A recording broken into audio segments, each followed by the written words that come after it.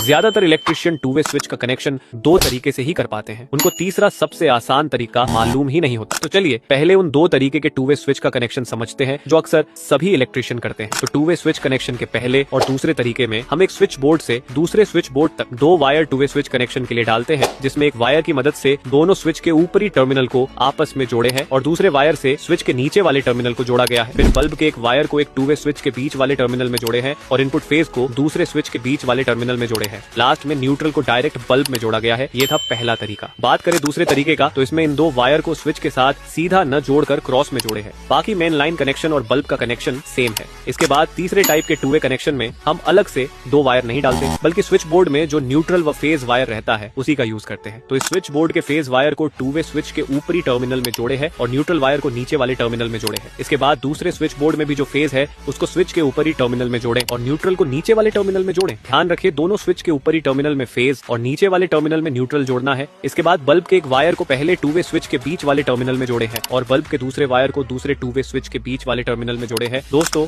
Two way switch connection का ये तरीका सबसे आसान है और वायर भी कम लगता है।